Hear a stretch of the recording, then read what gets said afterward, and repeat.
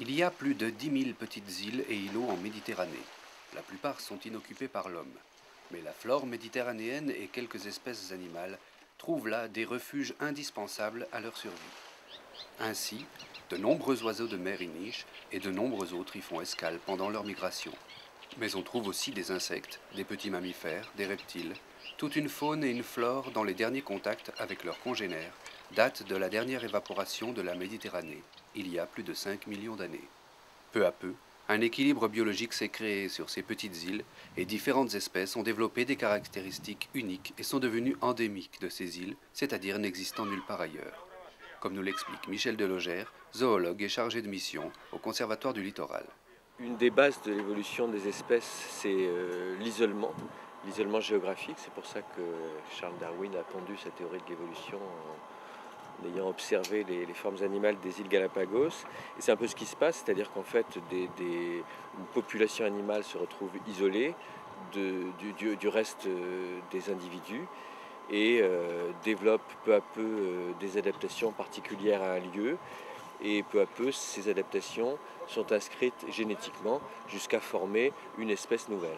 C'est une des façons dont l'évolution des espèces se fait. Et sur les îles de la Galite, on trouve par exemple une forme particulière de lézard, le Psamodrome algire, sur deux des îlots. On trouve également des adaptations très particulières sur d'autres îlots pour d'autres espèces. Et c'est pour une espèce endémique de phylodactyle, un gecko particulièrement rare en ces latitudes, que Michel Delogère et Rida Ouni, herpétologues et ornithologues, mettent en place sur l'île de la Galite un habitat qui permettra aux prochains scientifiques d'effectuer facilement des recensements de population. Observer, recenser, compter, recompter, comparer, compiler, publier. Pour mieux comprendre, pour alerter aussi. Car les naturalistes et scientifiques sont aujourd'hui aux premières loges d'un spectacle navrant, le déclin de la biodiversité, avec, au premier rang des accusés, l'homme.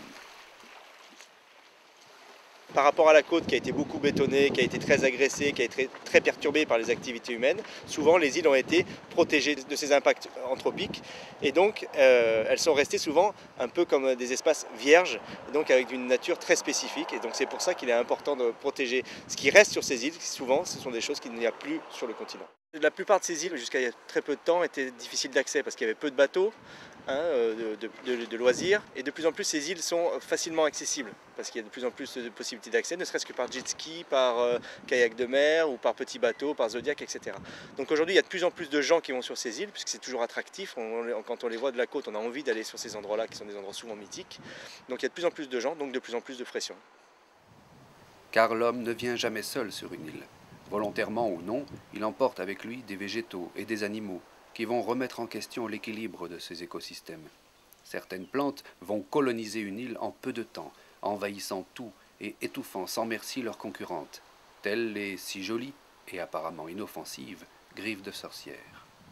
L'introduction d'animaux pèse aussi fortement sur la faune. Les chats et les rats sont les plus redoutés par les oiseaux, mais tous les mammifères ne sont pas à éradiquer. D'où l'importance d'une identification préalable faite en piégeant des spécimens, comme nous l'explique Yves Dutouquet, chargé de mission au Conservatoire du Littoral. Pour certaines espèces, on va savoir que c'est une espèce qui a été introduite, c'est-à-dire qui n'était pas sur l'île, alors que d'autres, il y a des espèces, chez nous, moi je connais plus chez nous, mais en Bretagne, tu as des espèces de musaraignes, donc c'est des petits micro-mammifères insectivores, qui elles n'ont pas été introduites, elles étaient présentes sur l'île à partir du moment où l'île s'est formée, quoi. Donc ces espèces-là, elles font partie de l'écosystème insulaire. Elles font partie de l'ensemble de la chaîne alimentaire, elles servent à quelque chose sur l'île. Après, si tu introduis une espèce, par un débarquement, un accident, un naufrage, tu as les rats qui arrivent sur l'île, ils constituent une population. En général, sur les îles, en fait, c'est des écosystèmes vachement simplifiés, tu n'as pas de prédateurs, quoi. Donc du coup, le fait d'en introduire un, ça a un impact hyper important sur le reste de la faune, quoi. Ça sème un peu le bazar dans pas mal de compartiments de la faune, quoi. Tu ne peux pas enlever que les rats et laisser les chats, ou tu ne peux pas enlever que les chats et laisser les rats. Parce que là, ils sont dans un certain équilibre en ce moment. Si tu enlèves les rats et tu laisses les chats ils n'auront rien à manger, ils attaqueront encore plus les oiseaux. Et donc il faut agir à un niveau général et très, très intensif. Je dirais le plus facile c'est d'agir d'abord sur les petits îlots. Agir, le maître mot est lancé. C'est cette volonté de bouleverser ce qui est annoncé comme l'irréversible dégradation du vivant en Méditerranée qui a poussé le Conservatoire du littoral à lancer le programme des petites îles de Méditerranée.